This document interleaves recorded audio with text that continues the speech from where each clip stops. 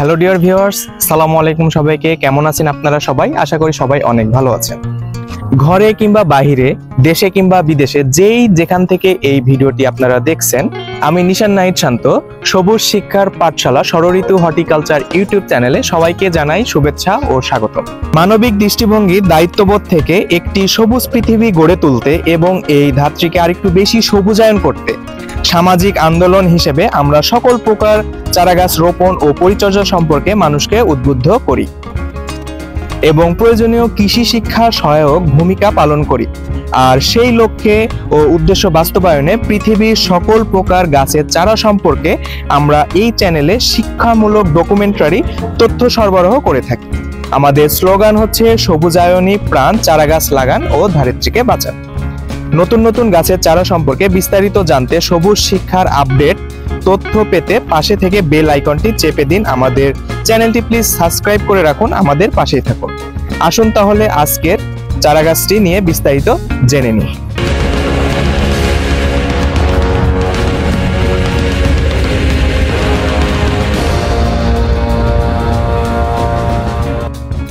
অর্জুন গাছ, এই যে আপনারা যেই চারা গাছগুলো দেখছেন, এটি হলো অর্জুন গাছ। এইটি মূলত একটি ঔষধি গাছ।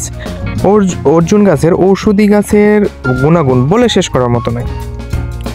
অর্জুন মূলত ভারতীয় একটি গাছ। সাধারণত নদী বা নালার ধারে এই গাছটি জন্মায়।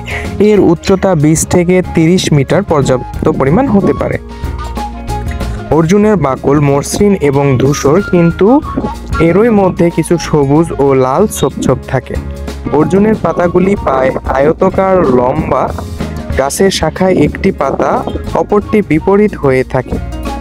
মে থেকে জুন মাসে গাছে সাদা ক্রিম রঙের ফুল গুচ্ছ দেখা যায়। কাঁচা অবস্থায় অর্জুন ফল সবুজ রঙের হয়, পরে পরিপক্কতা পেলে তা বদলে বাদামি রঙের হয়। ফলগুলি স্বতন্ত্র পাকা থাকে এবং অর্জুনের চিহ্নিত বৈশিষ্ট্যগুলো হলো: অর্জুন গাছ একটি মূলত ঔষধি গাছ। এর বৈজ্ঞানিক নাম হলো টার্মিনালিয়া অর্জুনা। অর্জুনা। এটি হলো ক্র্যাম্বিটাসিয়া প্রজাতির একটি পরিবারের একটি উদ্ভিদ। এর নাম সাধারণত অর্জুন বা সাদা মারুদ। সংস্কৃত নাম অর্জুন, ধবলা, নদী, সার্গ। ব্যবহৃত হয় বিশেষ করে বাকল, মূল এবং গাছের পাতা। এছাড়াও অর্জুনের অনেক স্বাস্থ্য উপকারী আছে। যেমন অর্জুন গাছের কিছু আমরা ঔষধি গুণাগুণ জানি, যেমন রক্তচাপ নিয়ন্ত্রণে সাহায্য করে। এই অর্জুনের অর্জুন পাতা বা গাছের ছাল সেবন করলে রক্তচাপ নিয়ন্ত্রণে থাকে। হৃদরোগের উপকারিতা, যাদের হৃদরোগ আছে তারা যদি এই অর্জুনের বাকল খায় নিয়মিত, তাহলে এই হৃদরোগ, স্ট্রোক করার সম্ভাবনা, এছাড়াও কার্ডিও ভাস্কুলার সমস্যাগুলো প্রতিরোধ হয়। অ্যান্টিমাইক্রোবিয়াল, এই অসুখটিরও প্রতিষেধক হলো অর্জুন গাছের বাকল। অর্জুন গাছ মূলত হার্টের জন্য খুব উপযোগী।